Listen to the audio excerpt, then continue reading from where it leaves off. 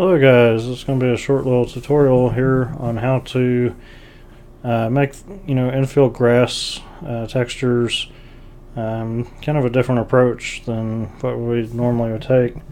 This design is loosely based on the 2017. It's not 100% accurate. There's actually more stars than this, and the wavy lines aren't perfect and all that kind of stuff, but this is just for effect and to show you the process of how to make it.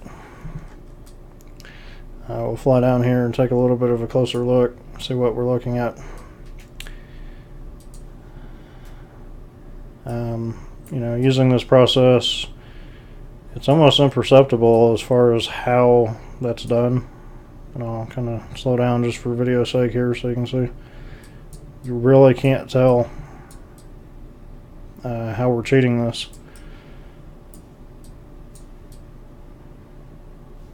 Look at one of the stars there.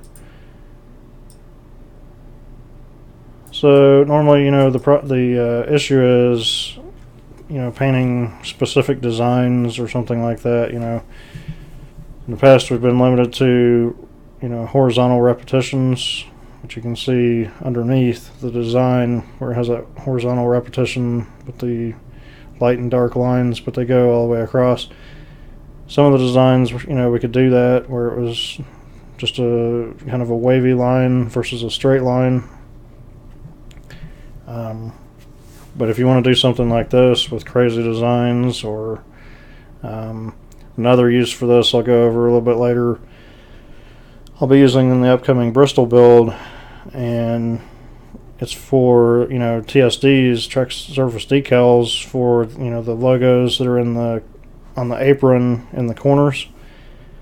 Applying a track surface decal in sandbox to that area of a racetrack gives you bad results. It ends up floating above the surface instead of being right on the surface.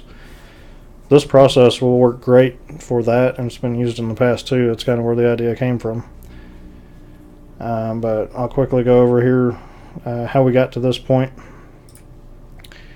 And I'll actually show you here just one of them. And I might have to move that out of the way just so I can click it. I'll just delete it.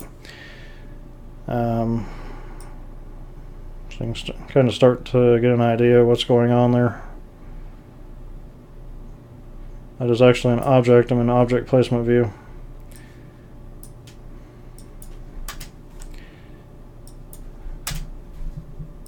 So that is two objects covering up the grass with transparency is basically what we're going to create.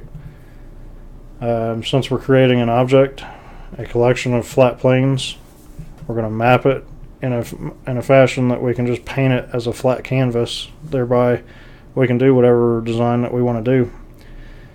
What I'm going to do is go ahead and close this without saving. Similar process to doing the safer 3D safer barriers. Open the track that I've got prepared here, and I'll go over what's different in this. Should be pretty obvious as soon as it opens. So I've got all the objects deleted, and I've got all this track surface decals deleted. There's one other change because I'm using the Papyrus Daytona. You see that pink line right there? That's the start finish line. To be able to open a default track in 3D SimEd, the start finish line needs to be in a different location. So we'll start with that. Just what I'm looking at here, open the default Daytona. Object view, I deleted all the objects. Click that button right there. Delete all objects. Same thing for track surface decals. Delete all right there. And after that, go back to geometry. And it really doesn't make any difference. Usually the farther from where it was originally, the less likely it's going to look like the original track to 3D SimEd. I just ended up using this segment back here. And let me zoom in just a little bit. So what I did was unlock all geometry by right-clicking outside of the track area. Unlock all geometry. I'm going to right-click on any one of the segments back here. I'm going to click that right there. Actually, I didn't click on it. Because it's already okay. Just click on a different segment there, but if this isn't already done, obviously that's not going to be grayed out for you. But make lead segment, is what you're going to click on, and that'll make that the start finish line. This is a throwaway PTF, just like I discussed in the 3D Safer Barrier process. And let's go ahead and zoom in here. You obviously see the infield grass has been replaced with a pink texture. Similar logic behind that, just so I know that, you know, this is not the PTF that I'm supposed to be working in.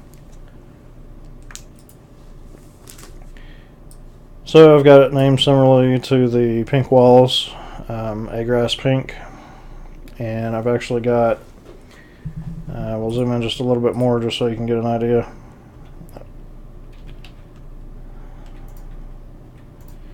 You know, I've got the paint lines and the dirt lines and all that stuff also set as part of this pink texture. And again, they're all a grass pink, just named something different so we're able to select these polygons in 3ds Max later. So we'll go ahead and save that. I've already got it saved. I don't need to do that. We'll open 3D SimEd 3. I'll go over the import options very quickly. Most of this stuff's covered in the other video, but I'm just going to cover it very quickly in case you hadn't watched the other video. How I got there was File, Import Options. Make sure this section down here for NASCAR 2003 is longitudinal resolution set to 10, PTF lateral resolution set to 10, and arc resolution set to 1. So it's 10, 10, and 1. That will give you the most detailed track geometry that you can import. So after we do that, we'll click the File, Import, and we'll go to the Pirates folder, the Tracks folder, Daytona, and I'm going to import that PTF, which is pink grass. I'm going to not load the TSOs, track set objects. And there you can see it imported. Again, that's one of the reasons for using the pink is so I can quickly see, okay, yes, this is the one I want. I did not have any import errors, obviously because of the start finish line being back here. So it imported the geometry fine. After I've got it imported, I'm going to go over to Export at the top. I'm going to click on Plugin Export. And I'm going to export it to the desktop as the same name .da. I'm not going to do that, I've already got it done, but just export it right there by clicking Save.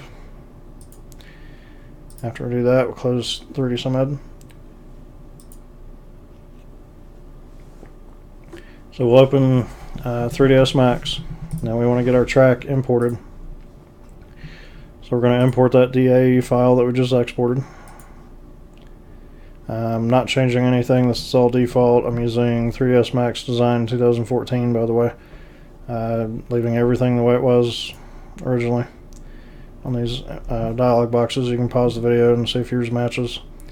Gonna get a warning about a blend is converted to Phong material, that's fine. Next thing we're going to do, okay, so you see the geometry has been imported. I'll go ahead and change to orthographic view and hit G on the keyboard to turn the grid off.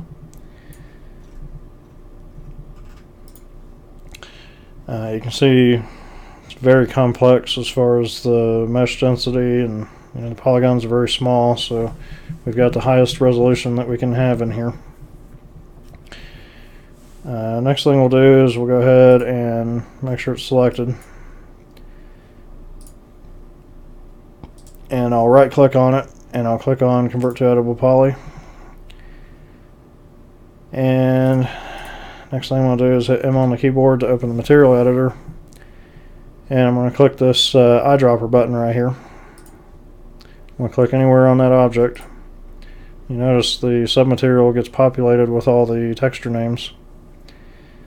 What we're going to want to look for in that list right there is a grass pink in these names. Now if you wanted to make a 3ds Max scene out of this, you can go through here. I don't know if I showed this in the other video or not, but I'll show you real quick. Click on the diffuse slot there. You'll notice it's agraspink.mip. you can go through and reassign all of the MIP files to BMP or TGA or whatever your final, format that you wanted to use. And when you do that, make sure that box right there is depressed, and it will show all the textures in the scene for you. So if you wanted to use, set up a render scene using the actual track and stuff like that, you could actually set that up. In this particular case, I'm not going to.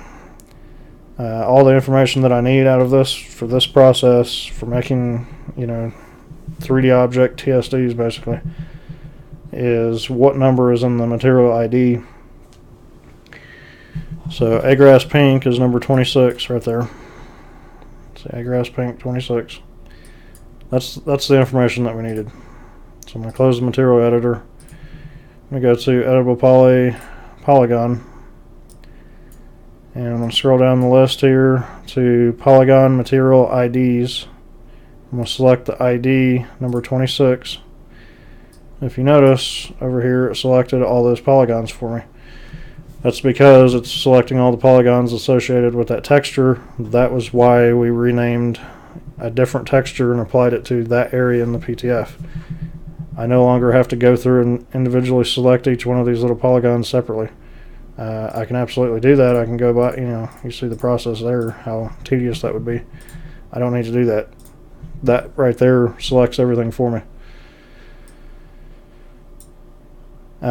If you're doing a section in the apron, you would make another PTF and just assign another texture, just a throwaway texture to that area that you want it to be an object, and do the same thing. Thinking, as far as Bristol. If I wanted a TSD and I had a banking issue where applying a TSD in Sandbox caused issues with it floating, I would go through and either manually pick out the polygons or assign the texture and have it do it for me. So we'll select that again over here on the Polygon Material IDs 26. In that list, I'm just excuse me, with it still selected, I'm going to hit detach. I'm not going to select either one of these boxes right here. I'm going to detach it to a separate object. After I do that, I'm going to go back over here to the object selection, and I'm going to hide that. Now I have that grass completely separated as an object. So now we need to apply a different texture to this. So I'm going to go to a different texture, and I'm going to go to a standard, diffuse, BMP, and I'm going to apply what I call DIS grass. You can name it anything that you want, obviously. I got that in a different material bubble there. I'm going to make sure show to shaded material and viewport is selected, and then I'm going to drag and select that over here to this object. Right now it's just a black plain texture. We'll get to that in just a second, but I want to show the process. So we've got the new material assigned to these polygons as a separate object. Next thing we do want to do is go over to Unwrap, open the material editor. This part's a little bit, okay, so it did erase the other ones. Let me minimize that. I want to select all the polygons, make sure they're selected. And let me resize this. I'm going to have this stuff off screen, but you can see how it's kind of broken here. That's still the mapping from the original grass texture. What I want to do is planar map, which is basically a top-down view. You can play around with different mapping techniques. I've talked about this before: flat mapping, normal mapping, unfold mapping. In this particular case, the best result is quick planar. So with all those polygons selected, I hit quick planar, which is over here under edit UVs. And that pretty closely gives us a top-down view. One thing that I want to do, if you notice, it's kind of scrunched a little bit as far as the height. Let me see if I can get a better view. It's not going to show up very well on video. Trying to get as much of that visible as you can possibly get there. So you can see it's kind of scrunched height-wise a little bit. What I want to do is shrink it by holding shift, so that locks the direction left and right there. Kind of center it a little bit. I don't want anything to be near the edges on this particular one. Also on this particular one, I'm just going to eyeball it as far as, looking as close to this as possible. I can make it the full width of the texture.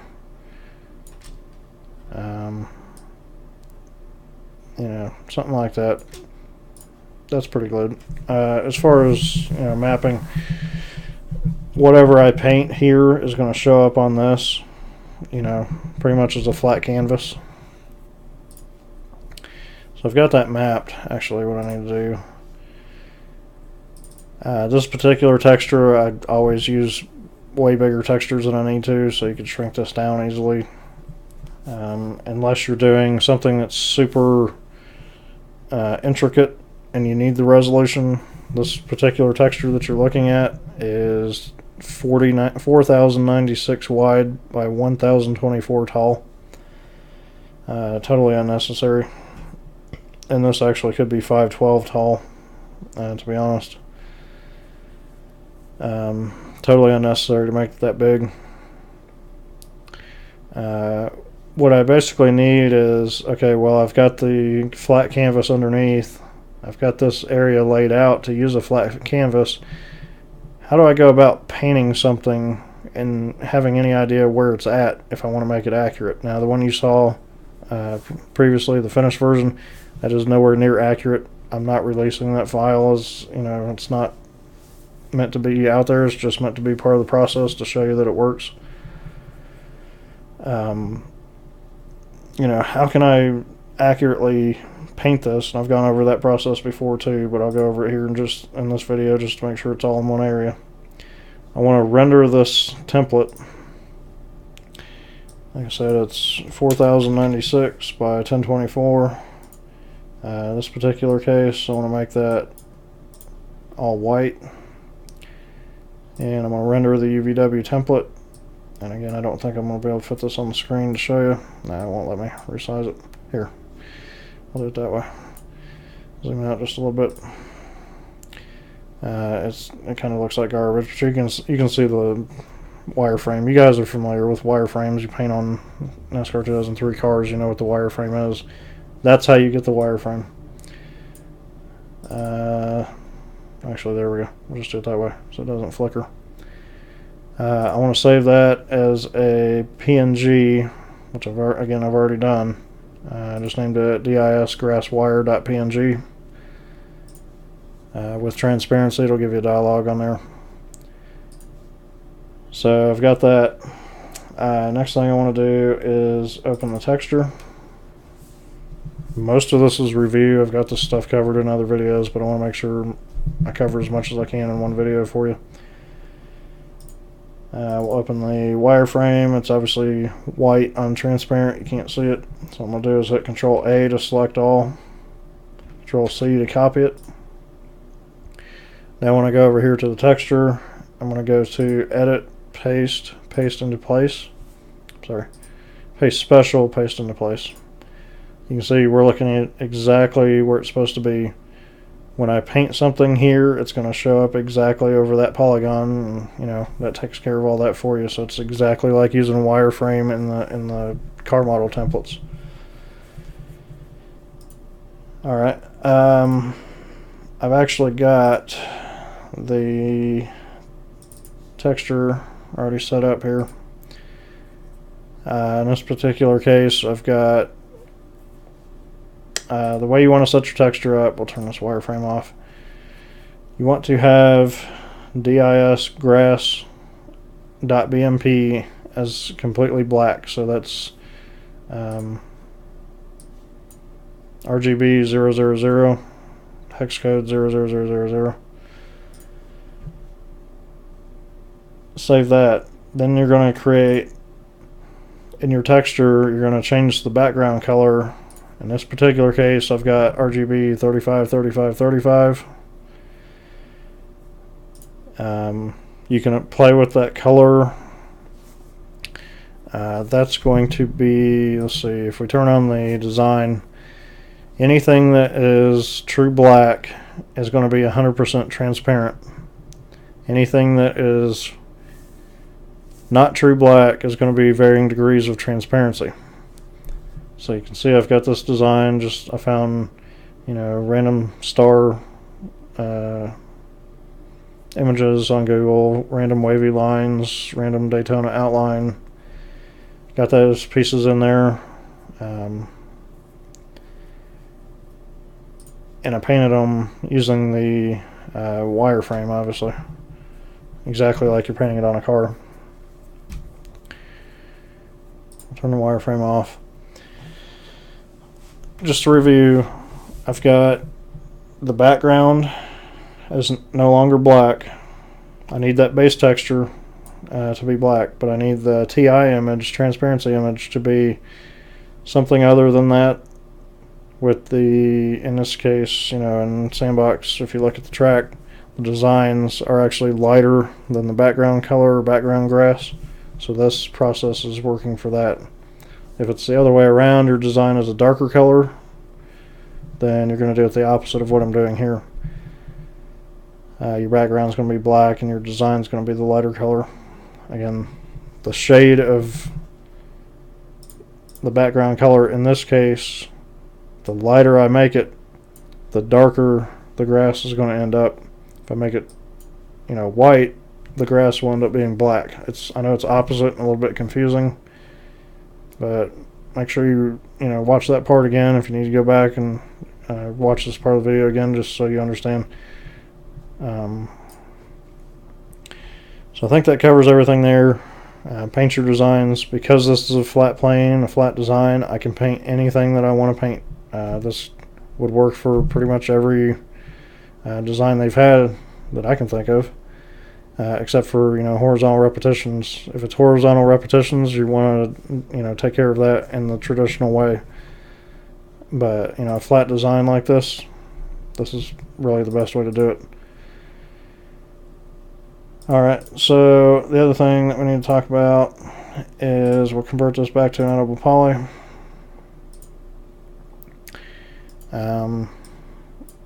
Vertices, how many vertices are in this object? 1846, that's too many. So first thing we're going to do is weld those verts down to 529. How many polygons are left after we weld it? 909. That's a little bit high for a single object for my liking.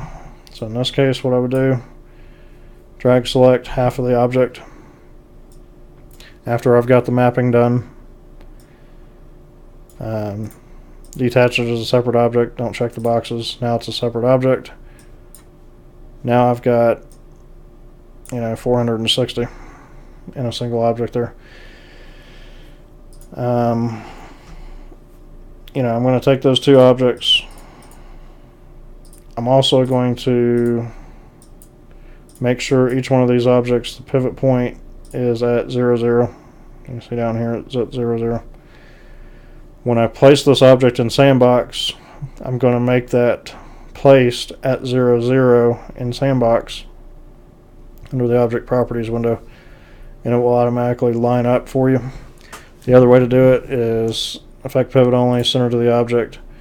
Now what I've got to do is write down this information right here and enter that into Sandbox. It's either way you want to do it, it'll work, but this is adding an extra step by having to copy this information. If you do Effect Pivot Only, right click, it's at 0, 0. When you place it in Sandbox, you just place it at 0, 0 and it automatically lines up for you.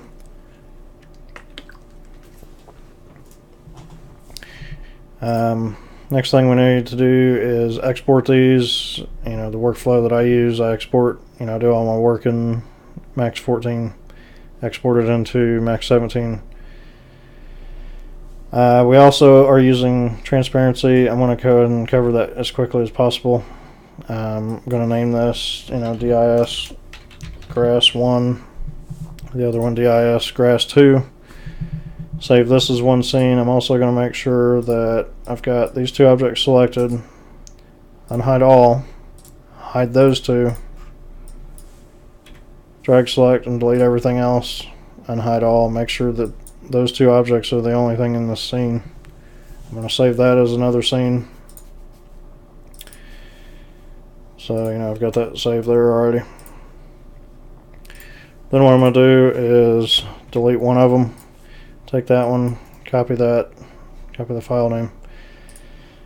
Save this as another scene. Again, I already got that done. Repeat the process, go back to your other scene. I'm sorry. Reset. In this particular case, I'm not saving. I'm going to open, that scene, go back, select this one, delete this one, copy that, save it as its own scene. Get in the habit of doing that kind of stuff. You'll always have something to go back to. If there ends up being a problem, you can go back, hopefully, and catch it in a previous stage versus having to start completely over again. So I've already got those down there. The other thing you're going to do for each one of those scenes that you just made is export it as a 3ds. You can see I've got those set up already. Just doing a straight export. You'll probably get a warning about textures. Just ignore it or click OK on that. That's perfectly fine. We're going to change the textures when we get into Max 7 here. I'm going to close that and don't save. You probably will save. So I've got Max 7 open. What I'm going to do is I'm going to import those 3DSs, and I'm going to completely replace the current scene. I'm not going to convert the units. In this particular case, it did keep the file name. If your file name was longer, it may get cut off. Make sure your file name gets pasted correctly here. Make sure it matches what your final file name is going to be. There's also no texture applied to this. Now I'm going to pause because I skipped over something. One thing that I need to do, probably won't be able to see this, but we'll go ahead and do it. What I need to do there is, texture is too big. Okay, so you can't really see it, but I'm going to go convert that to a TGA. Scroll over here to this side, change that to type 10. I'm going to hold the shift button and I'm going to click anywhere in the texture. That's going to give me transparency in that texture. Then I'm going to go ahead and save that as a TGA. It's already there.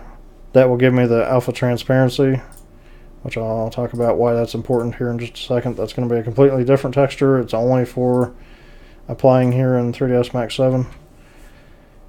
So I'm going to open diffuse. Same keyboard shortcuts. I'm hitting M on the keyboard to bring up material editor. I'm going to navigate to that TGA. I'm not going to apply the BMP. I'm going to apply the TGA. And if you'll notice down here under alpha source, it has image alpha selected. It might have none. Make sure you have image alpha selected. That tells the object and the pass converter that the object uses transparency. My workflow, I like to save this in another scene over here, just so I have another place to go to if I have an issue. Don't need to do that, I've already done it. From here, from Max 7, I've got the texture and the name set. Now I'm going to export it as a .pas or papyrus scene. You can see I've already got those two done there. Just keep the file name the same. That's why it's important to figure that stuff out from the beginning. Just hit export, it'll export that file for you. Same thing for the other one, same exact process. Import it, apply the texture, make sure the file name is set correctly, save as a scene, export it as a papyrus scene. I think that covers everything on that part of it. I talked about this many times in different videos, but I'm trying to get all the information into one video for you. I've got a folder set up on the C drive called Make3DO. I'm going to take my... I'll go ahead and delete one of these just so I can show you the typing process. And let's see, I've got the texture. Now when I made the texture, I'm not going to be able to do this on camera here, but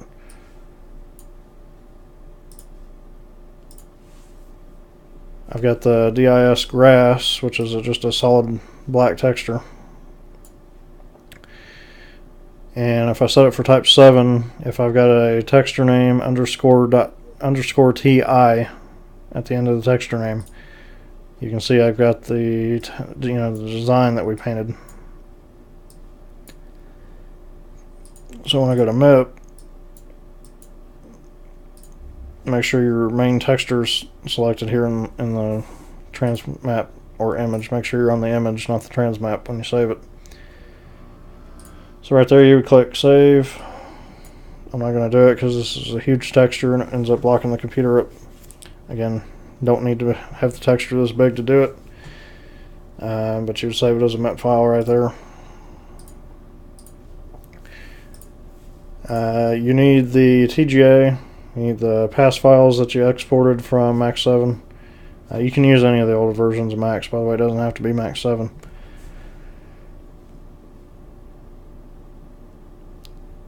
I've got those in there. I've got the MIP file in here, not necessary to be honest. I've got the exported 3DO, obviously, don't need that in there. You're not going to have that because we haven't made it yet, obviously.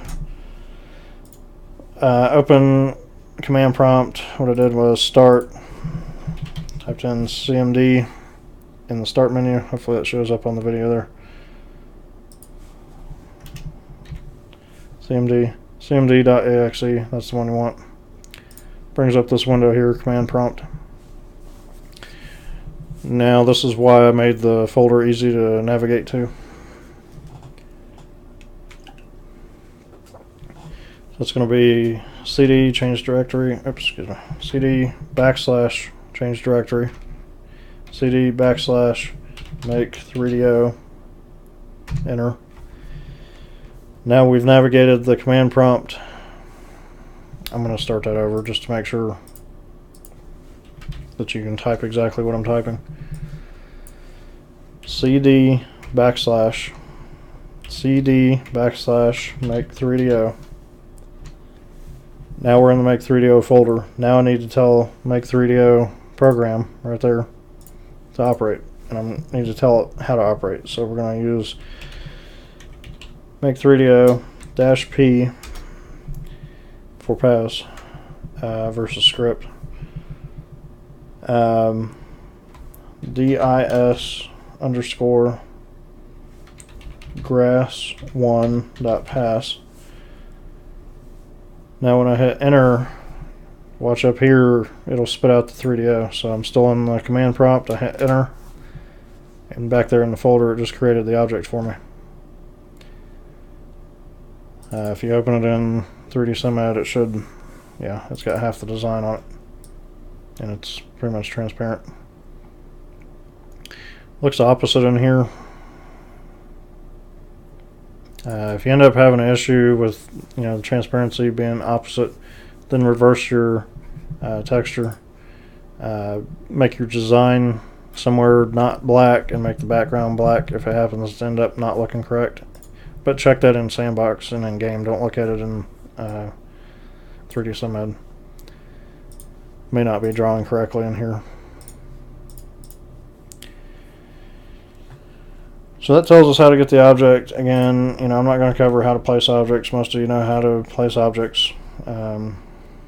Depending on how you set your pivot tool up, you'll either place it at 0, 0 in Sandbox, or you will place it at the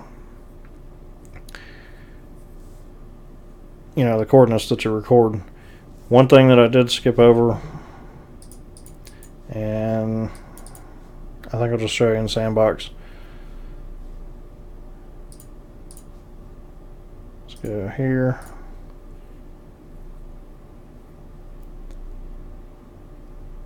What you will end up with, here, let's get this over here so you can see it. What you'll end up with, if you do the exact same process that I just did without doing the part that I just skipped over, and I apologize for not catching that, you'll end up with screen flickering. And you'll know it because basically all these dark areas will flicker when the camera moves. You can fix it in two places. You can fix it in your, again, this is why it's important to have different save processes and different stages to where you can go back and fix things. If I go to Object View, and I have to get rid of this, so I can click on it here.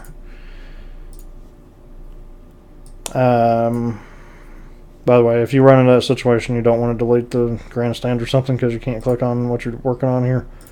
You can also just go down that list and find the object that you're wanting to do. See, I've got it at 0, 0, 0 for the Z-axis. What I did not show you is that in each one of those scenes, I took that section in 3ds Max and I raised it up by 0.017 meters higher than it originally was. That makes it stand up almost the same amount as the TSD. The TSD is around 0.23. You may have issues with screen flickering. You can fix it in the max scene by raising it up slightly. 0.025 would be the maximum that I would go, because after that you can start seeing it bleed through the tires as you're driving over it. 0.017, it still looks like the tires are driving over it. The shadow is still on top of it. The shadow, in game from the car, basically. I don't know exactly what the height of that is, but it's over 0.025 for sure, because that's where most of the TSDs are. 2.3, excuse me, is where the TSDs are. So I'm guessing the shadow is somewhere 0.30 or something like that. But 0.17 worked great in this case. It's pretty much flat down here.